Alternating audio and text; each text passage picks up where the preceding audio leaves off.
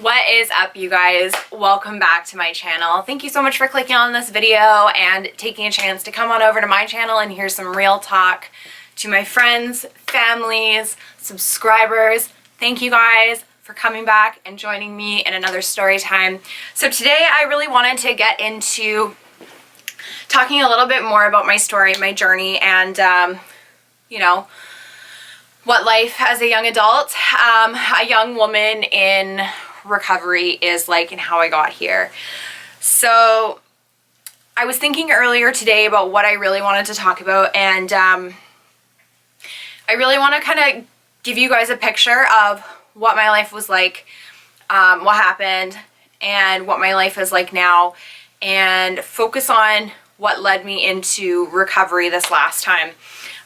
So for those of you who haven't seen my last couple of videos, go ahead and watch those before you watch this one. It'll kind of give you a little bit of an idea of what this channel is formatted around and what I'm trying to do and what my motive is in creating a YouTube channel and being somebody who is in recovery and speaking out about that. So today I want to talk about my young adulthood and how I ended up getting involved with drugs and alcohol to the extent that I did. When I was about 14, I was in grade 9 in high school. I'd already been kicked out of my middle school prior to this and was homeschooled for a year. I went back to public high school and was put into a behavioral ed program as a result of my anger and emotional behaviors that were going on at home. And so I was put in this behavioral ed program as an attempt to try and help me and guide me and be put around other children who were facing the same struggles and this and that. So I was in this program and I always kind of embodied this, or tried to embody this person who was tough and like had it all together, and like it was really just a sad attempt for me to keep everybody away.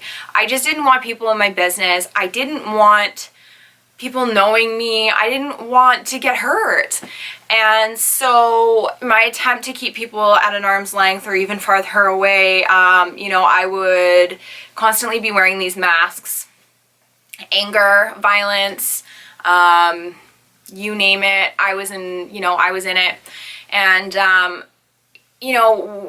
underneath all these masks was actually this like scared little girl, and I didn't know how to just be one in society. I didn't know how to be one among others. Like I've said in some other videos, like from the time that I was really, really, really young, I grew up feeling like I was different than everybody.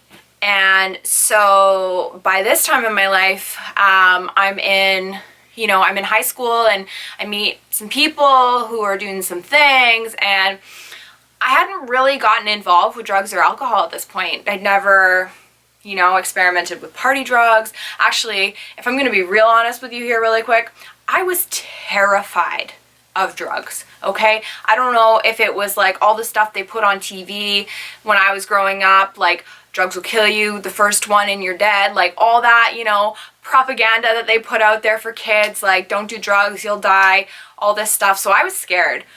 But alcohol, see, my mom and dad, they drink wine, like once in a while. I don't come from an alcoholic home, but like they drink. So alcohol's probably not that bad. So I'm in with this group of girls, and they're hanging out after school and on the weekends, and they seem to know all these guys, and they're having these really cool parties. And I go out, and the first night that I drank with them was the first night that I got hammered.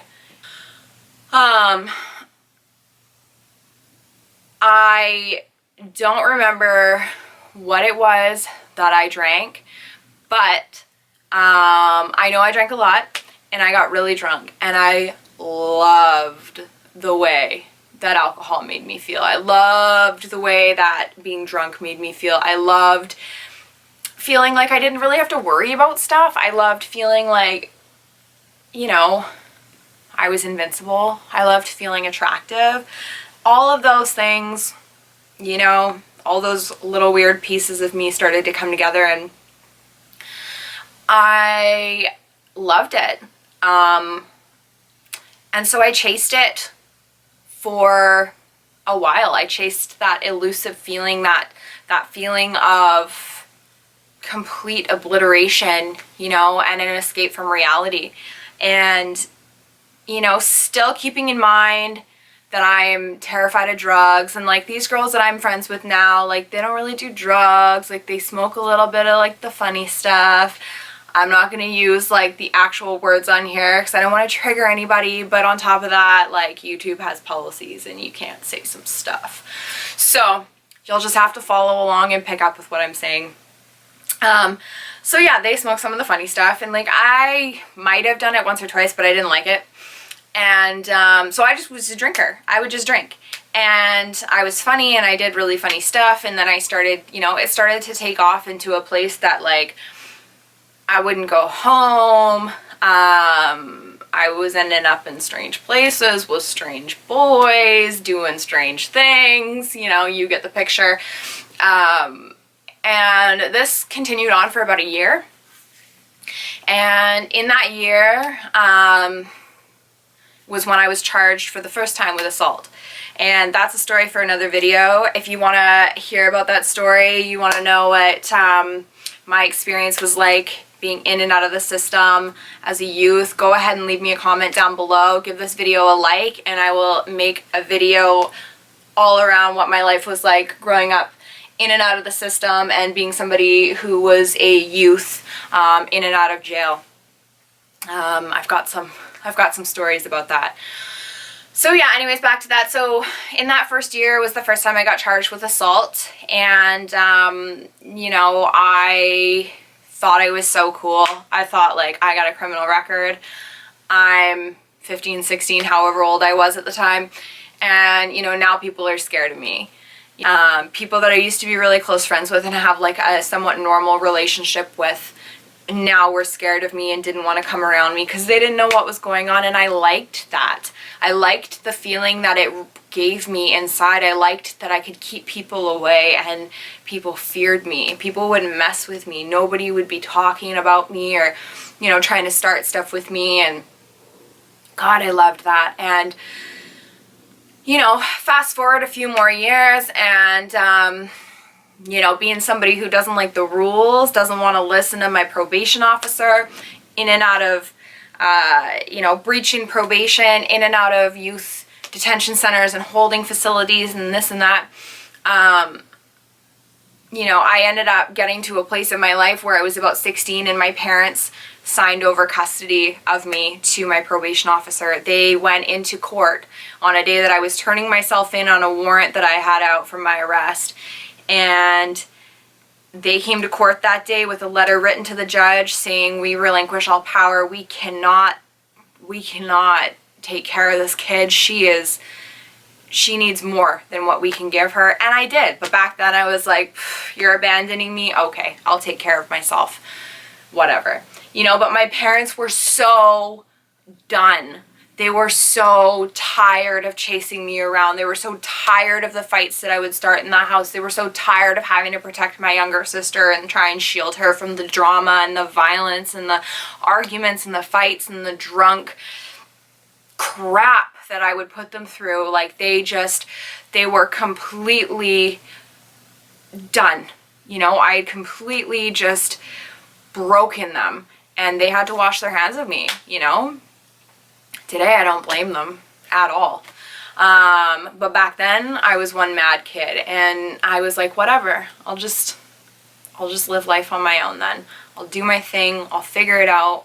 Put me in, you know, put me in a group home, put me wherever you're gonna put me, just do it. And the courts weren't going as easy on me this time because I'd already been in and out a couple times on a few different warrants for not complying with the conditions of my probation. And so they put me into, they said to my lawyer, she either goes into YDC, which is Youth Detention Center, and spend some time in there, or she can go and stay with this, a family of the court, which is basically a family that reports my every single move to my probation officer.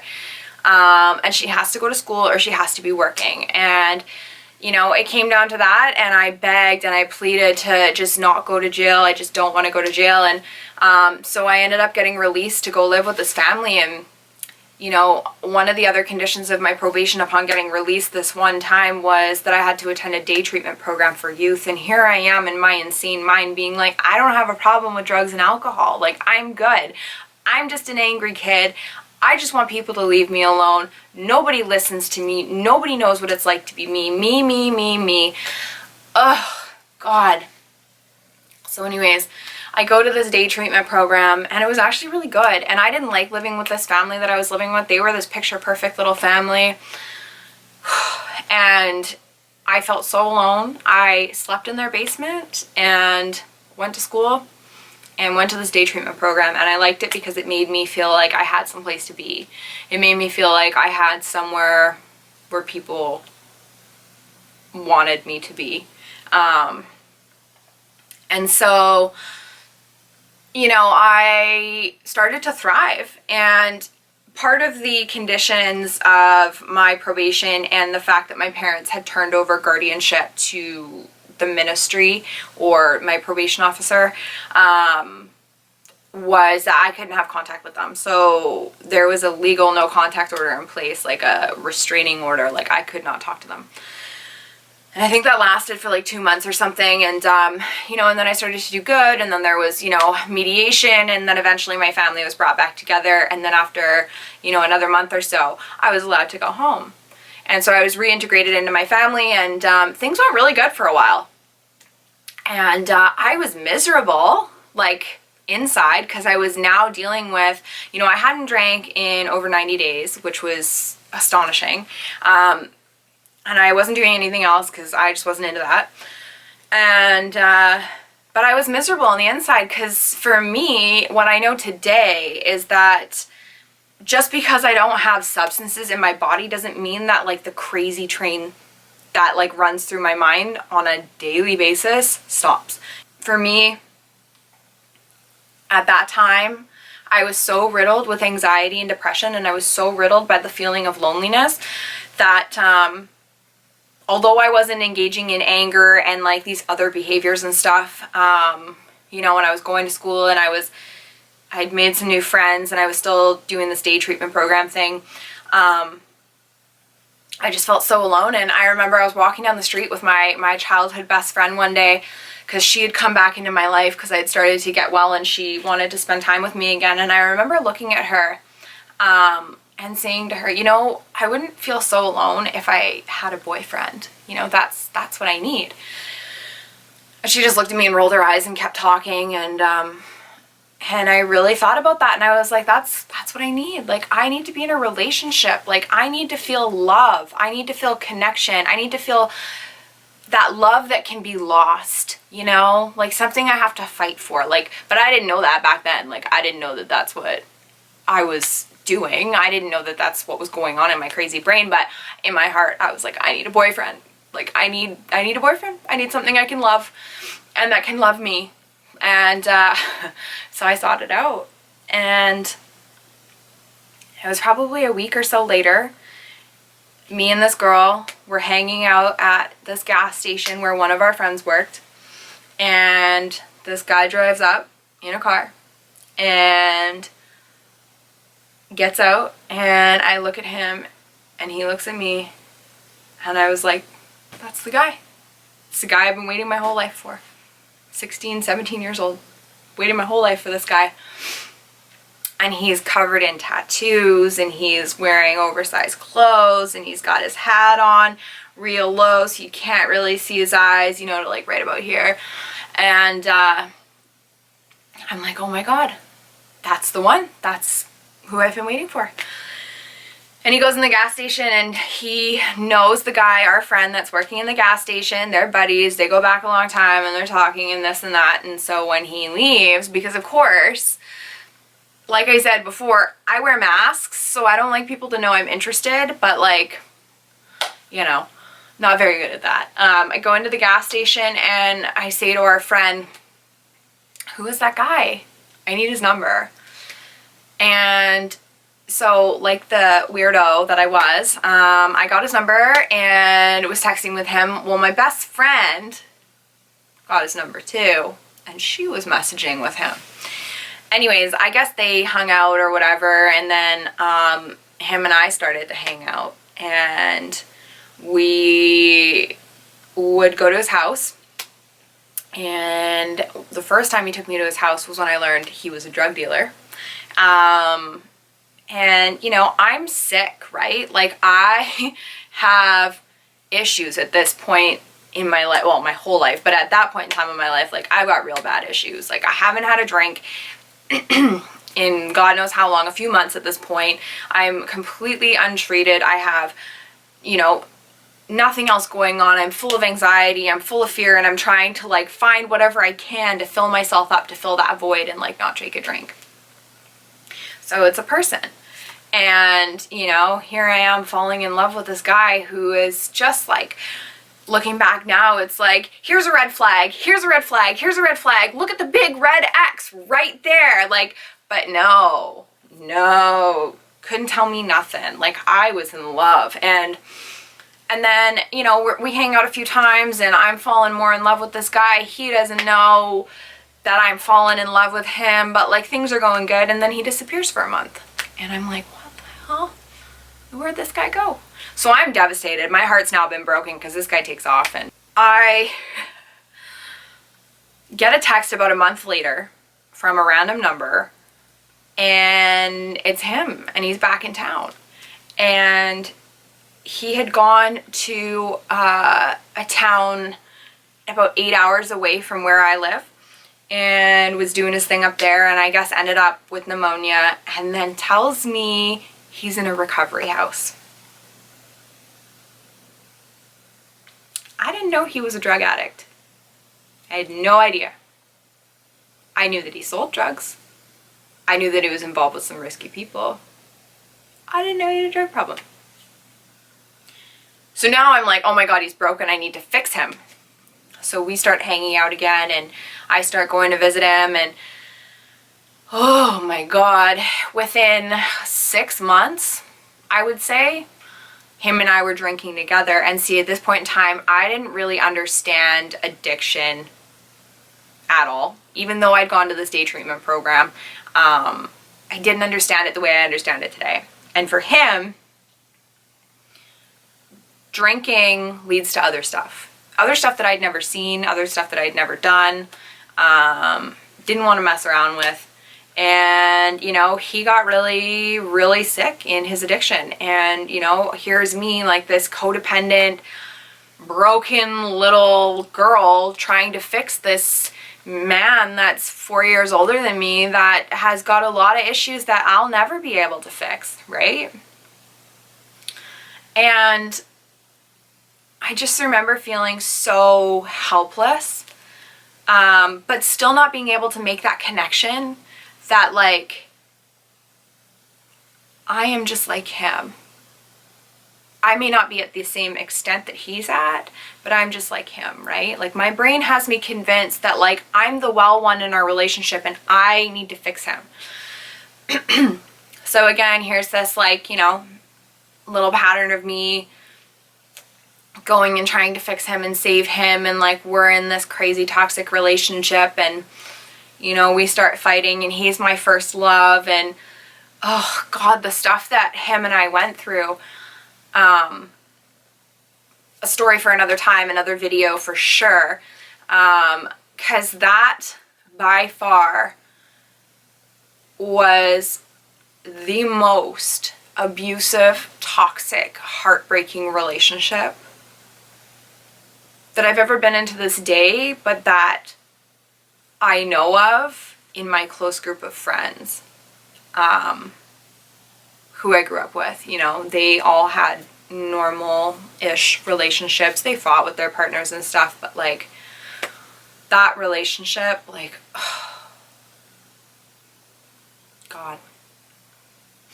Anyways, it wasn't long, you know, after he had gone back into recovery a couple times that he introduced me to something that at first I was like, hell no, I will never do this. And if you do this again, I'm gone. And see, for me, I at that age was not a woman of my word, and I couldn't stick to, you know, what I had said to him. So a couple days go by and I give in and I take that first pill. And I did that multiple times a day for almost a week. And then I stopped. He didn't. He ended up going back into treatment one more time not long after that. And I went through a minor detox. And I didn't know I was going through a detox. I honestly thought I had the flu. I just was shaking and cold, and I felt gross, and I was hot and restless, and then it went away after like a day. So I chalked it up to like, oh, I have the flu. And we went through a bunch more stuff in between. That was in January, and my 18th birthday was in July. And we went through a lot of stuff. We were living together at his mom's house, and a lot of stuff went down. We weren't using together or anything else. He was in recovery. He was doing relatively well. Like, I was going to meetings with him to support him. And something happened that as a young woman, I don't think anyone can be prepared for. And I had completely isolated myself from all of my friends because he had become my entire world. I didn't have a good relationship with my parents. Again, you know, just kind of put them, you know, back here on the shelf and let them live their lives. And I was over here living mine. And I went through this really traumatic experience that was heartbreaking. And I didn't know how to go through it. And I didn't know how to cope with it normally.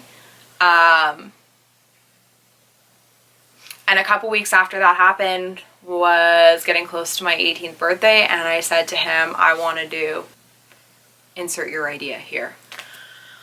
I want to do it again for my birthday.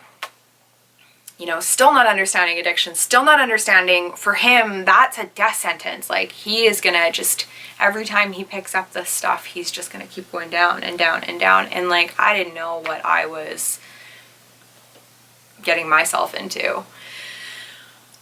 So one day we do this stuff. One day.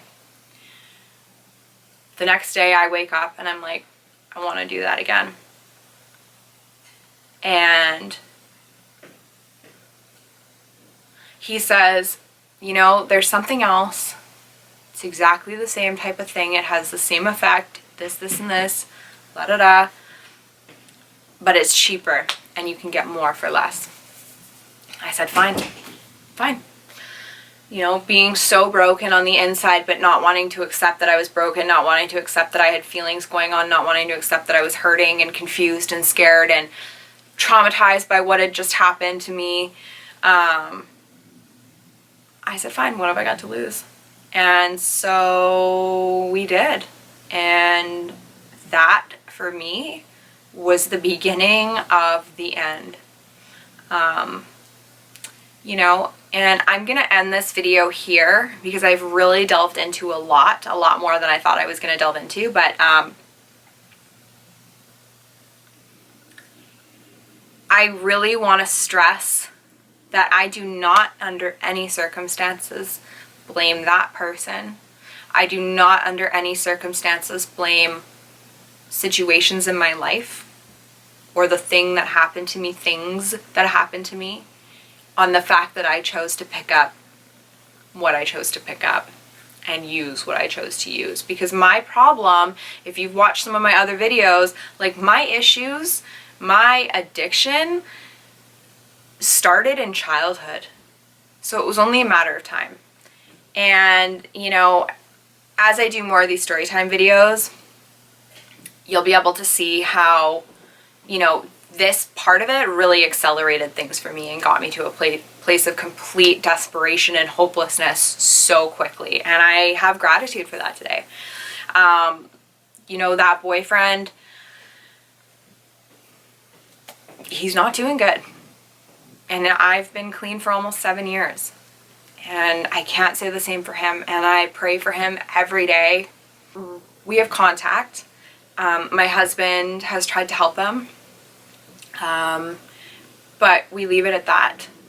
And I have nothing but love for him. I have nothing but love and acceptance for the situations and circumstances that I went through, because they made me who I am. And what I understand today is that I was given a gift of being able to recover and to show other women and other men, other people, that there is a chance and there is hope. You know, after the crap that we face in our lives, like, there's hope. There's hope for all of us. It doesn't matter who you are, what you've been through, how far down, you know, this thing has taken you, or not how far down this thing has taken you. You know, I'm not here to tell you who's worse than who or who's better than who. I'm here to share my experience and what worked for me, and hopefully some of this resonates with you guys. You know, and if you ever need to talk, if you ever just want somebody to listen, if you ever feel like you're alone and nobody gets you, like, I'm here. Send me a personal message, send me a DM, like, I'm here to talk anytime. I love getting messages from you guys.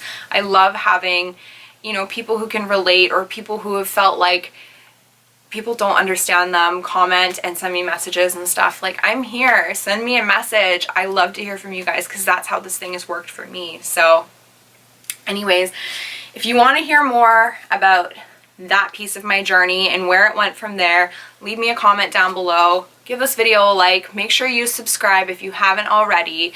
I plan on uploading once a week. And I feel super grateful for all of you guys out there who come and show your love and your support.